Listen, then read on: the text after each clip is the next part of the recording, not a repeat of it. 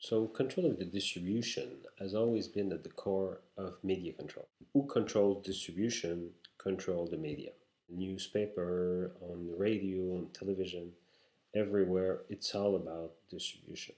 Television in the early days required a huge distribution infrastructure to reach a country. Affiliate in every market, you needed microwave tower to carry the signal from the head of the network to the various affiliate and then on to the people. The transmitter, the microwave relay, etc., cost a fortune. This is the time of the generalists. Have a variety of show, news, sport, drama, comedy, things that can reach a large audience. Large audience was the only way to be able to reap enough revenue from the advertisers to be able to pay for that huge infrastructure. In the 70s, in the late 70s, with the advent of communication satellite and expansion of cable, you can see the wave of the first specialists. Still fairly wide because those infrastructure, satellite, cable, are still very expensive.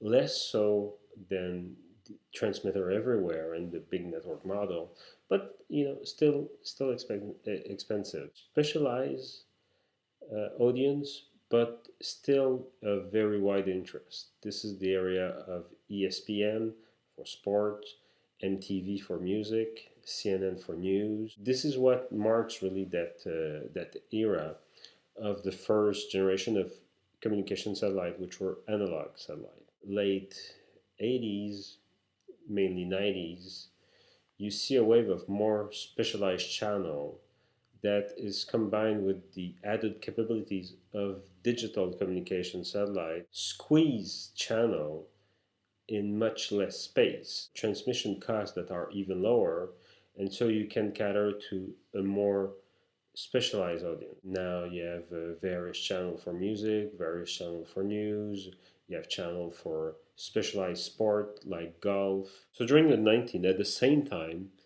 as the satellite business was becoming digital, thus allowing more channel, more specialty channel to appear on cable. At the same time, the internet was developing itself and the bandwidth was increasing. The level of services was becoming much more interesting for media and for video transmission. Now it is possible to see fairly high quality video on the internet. So delivering either through streaming or through file download. Now it's practical to do so. In terms of delivering the experience that I want specifically for me as a user, the internet is a great delivery method. I don't have to wait for a specific show to appear on a specialized channel at a certain time to cater to my need. I can find it instantly on the internet and see it right away for free or against some form of payment, like either through advertising, a money transaction where I actually buy the content. It's not as easy for everybody to see that content on their TV, but technology is evolving there and it's going to be more and more practical to do so. It's not so easy to deliver something that a large number of people want to see at the same time. The Olympic or sports in general are events that you don't want to see recorded, you want to watch it live. Anytime that a large number of people want to see content at the same time on the internet, it's expensive. You have to go through a content delivery network in order to do that, and that becomes very expensive. If it's the Olympic, if it's sports, and it's live, and everyone to want to see it now, television will still be a very cost-effective way to reach that audience. If I want to see very specific content that has a lot less appeal to the general population, then the internet is the way to go.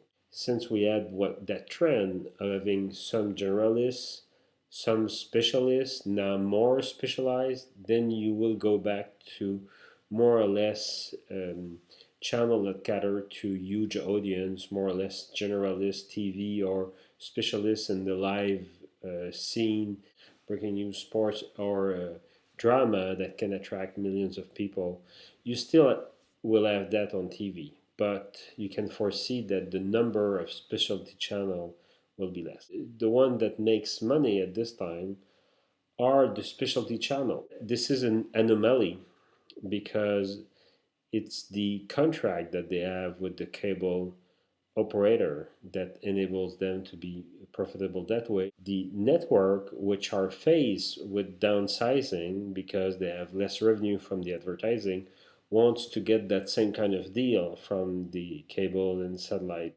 Cable operator will see more of their revenue coming from providing the internet connection to people as opposed to providing TV to people. And at that point, it will be less interesting for them to give money to specialty channel in order to get that audience because it's just not where the money will be.